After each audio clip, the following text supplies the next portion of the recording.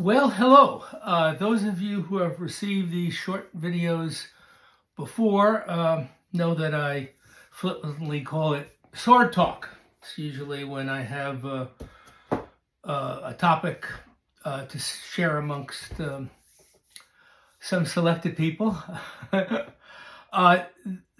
purpose of today's video is my latest sword in the Wakizashi series just came in. And it sold right away, so it's going out, which is always a sadness to me, even though I keep a copy of the book with all the fittings and everything on it, and pictures are forever on my website. But I did get the buyer to agree to let me keep the sword for 3 whole weeks before delivery. But those of you who have not been by to see it, this video is going to go out to some of my people out in Europe. I wanted to do a little show and tell here. I'm wearing the gloves, okay, so keep everything pure. It's the latest in, as I said, my Wakizashi series, which is called the Pleiades, the Seven Sisters. It's a series of 7 swords. This is number 3 in the series. They're all sold out. They pretty much sell as soon as they come in. This one is based on the legend of the carp that became a dragon. It's called DragonGate because it is the carp that passed through the DragonGate to become an eternal dragon. The carp is very, very significant in Japanese legend and myth. You probably know that the koi fish, the carp, the koi, is a very, very prominent collector item amongst very wealthy Japanese who actually have interbred the species and developed some that are exceptionally large and beautifully colored, and they sell for an obscene amount of money. I've seen carp sell for $250,000. It's as crazy as that sounds. But there is no end to what people will spend money on when they really like something. It's because the legend is very powerful. It exemplifies courage and perseverance, and there's a whole bit of zen to it. So if you go to my website and go to either Zen Teaching Stories, because it's the second story on that, or go to the Wakizashi series, you will see the sword and you will see the story that inspired it. The 16th century Zen poet immortalized it in a short story. And the carp, instead of accepting its fate to go up the waterfall to spawn and then die, decides that it will go to the sacred mountain and it will test the gods, who will rain all sorts of tests and thunder and lightning on it.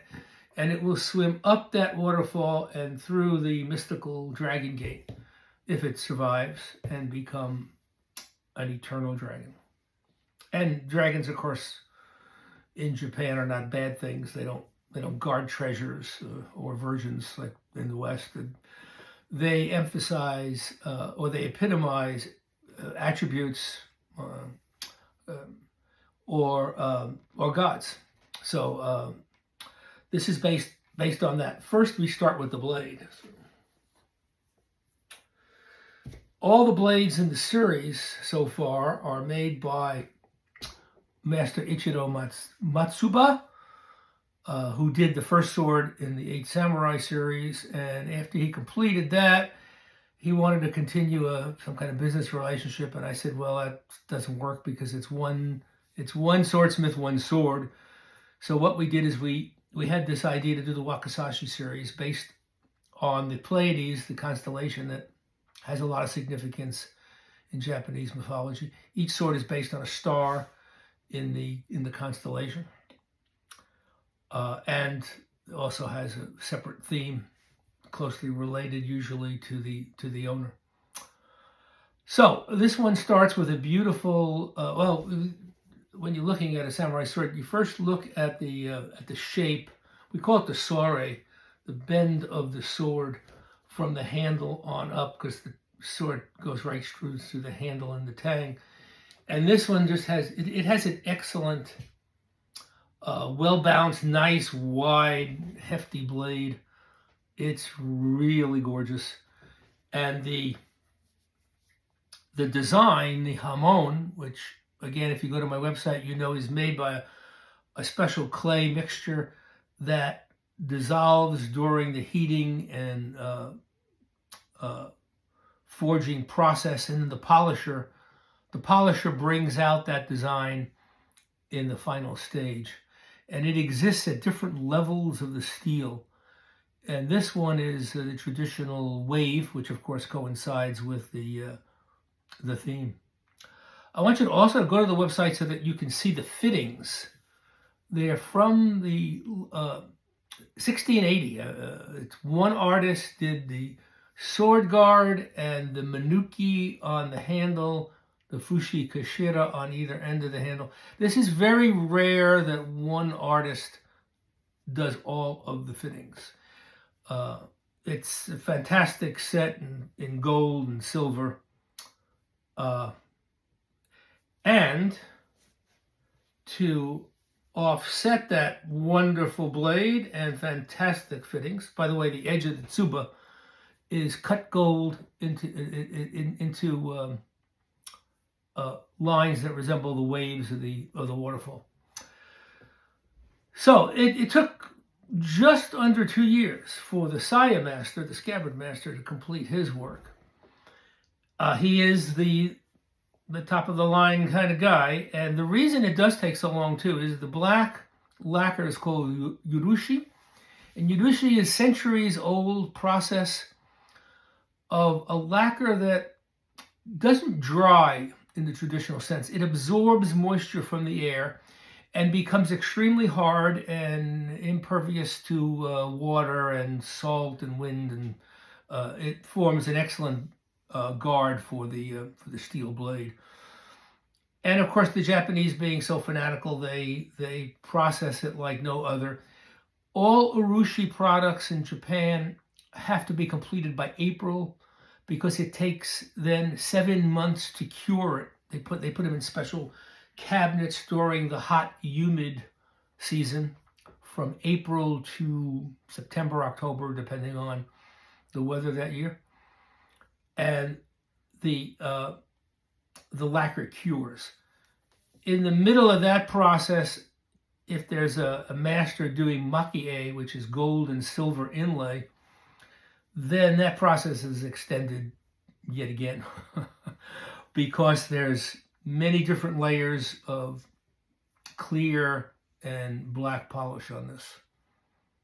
In fact, handling it just by the hand over time will actually enhance the patina of it.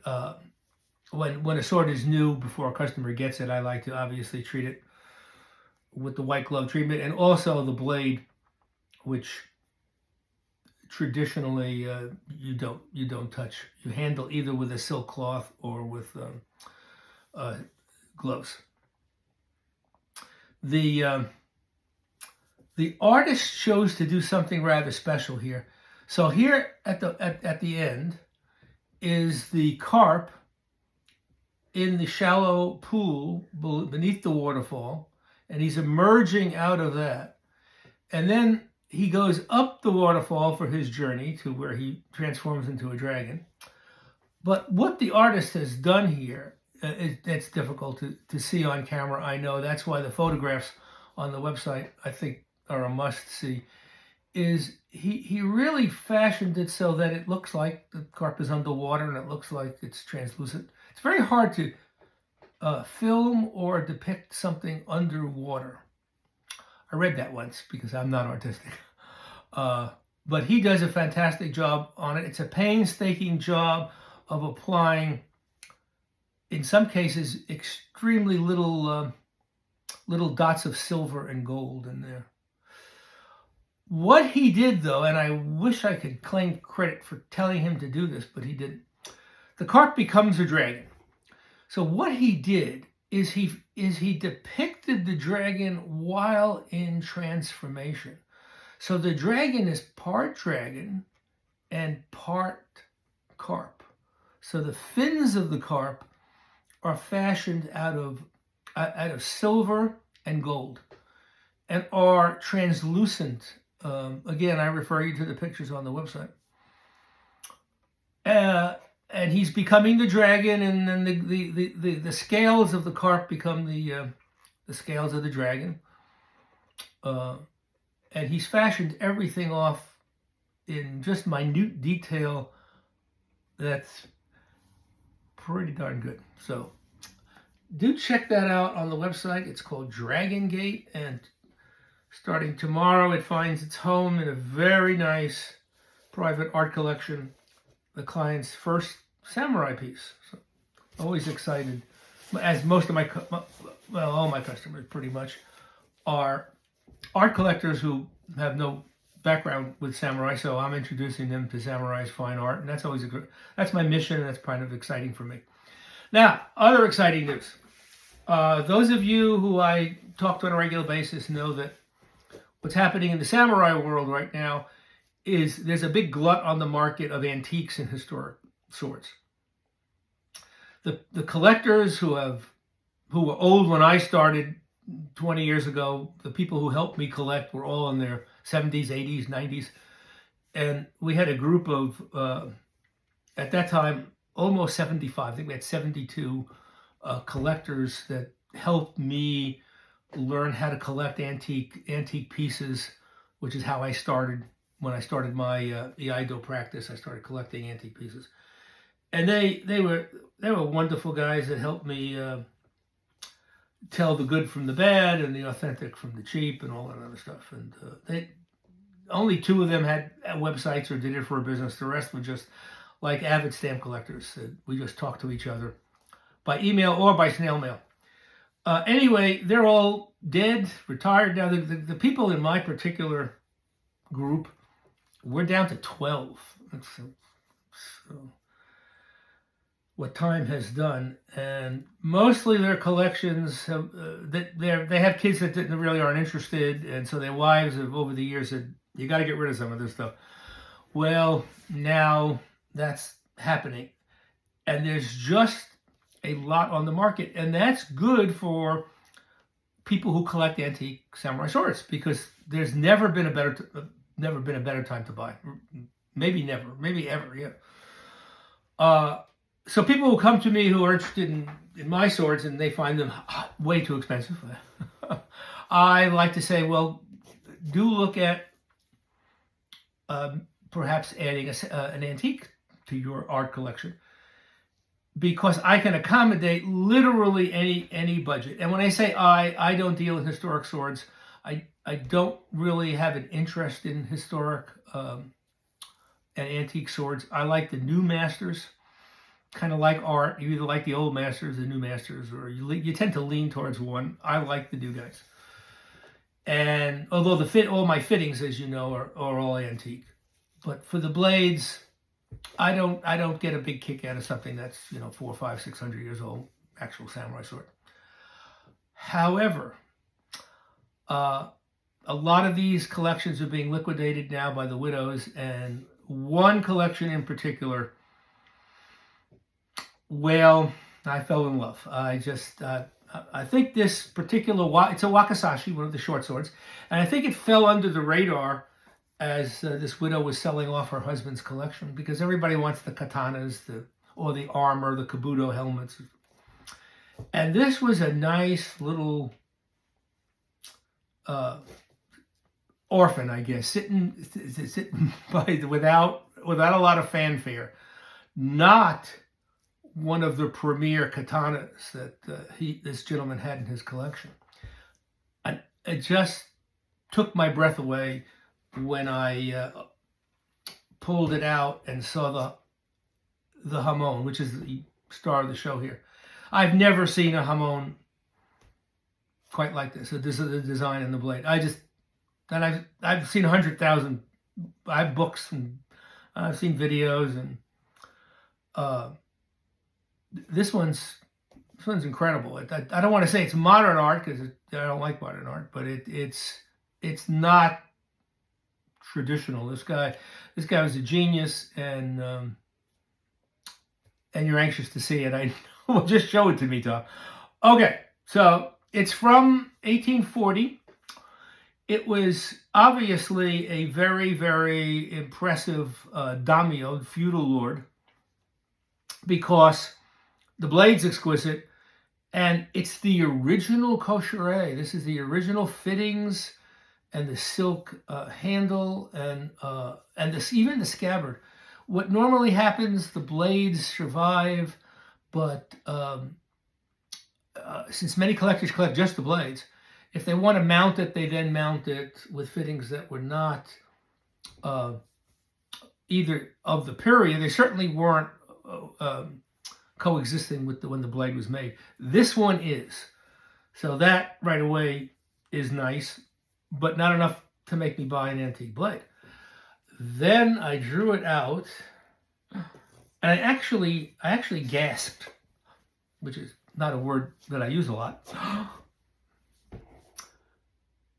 So here it is. It's first we check the sari on it.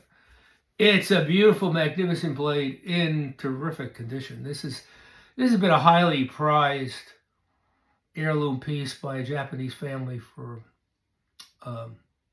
over 100 years, almost 200 years, until my collector got a hold of it. It's got a solid silver habaki collar that's beautifully hand engraved with the cherry blossom, which is very sacred to the samurai.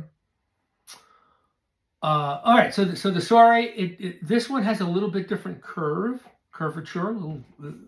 It's a different design from the one that I designed. That actually I didn't design it. Obviously, the master art guy designs it. Although we get to ask or request the curve. We can measure the sari, the amount of bend that we get to the client preference, and he will forge it to match that. This one I would not have picked, but I love it. It looks really great. But let's get to the star of the show, the hamon. And again, I will send some pictures out on this because that's really the only way to look at it. It's not your mother's samurai sword. It's got a lot going on here. There's like a clove and plum blossoms in the design. There's a stretch on both sides where there's the suggestion of a torii gate framed against the sky. A torii gate is that curved gate that you see before Zen and Buddhist shrines. It represents the barrier, the physical barrier between the real and the spiritual. So it's got great Zen significance. And he has fashioned it. Again, I got all the papers on this, on who designed it. He doesn't have a lot of existing blades. And according to my antique historic expert, because I am no expert in antique swords, he said this is probably his finest work. Let me take the flip side. I'm hoping some of this will get to come out. Again, because these designs exist at different levels of the steel, when you have it in hand and you look at it, you actually look at it under different light from different angles, just so you can see the beauty of the smith and how he forged it. So, to do this justice, if you are all interested in it, I'll try to send some photos because it's unique. I look at it every day. I know I'm obsessed with samurai anyway, but I just didn't think I'd ever get this excited about an historic sword. And I couldn't turn it down since it was really a bargain. It's a fraction of what I charge for my swords.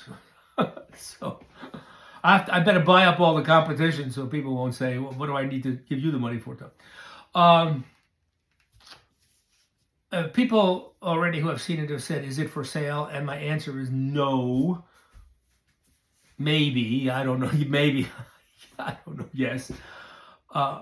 my biggest fear, I'll start to become a collector of antique swords. I don't want to do that. I don't want to become. I have no place to actually display it because I have my own swords, my training swords, and any of the latest katanas that come in, and it's just a crime to keep it in the box, especially since I go to it every day and kind of look at it.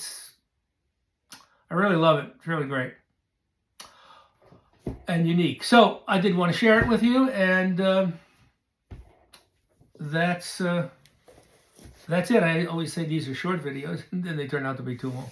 Be talking to you.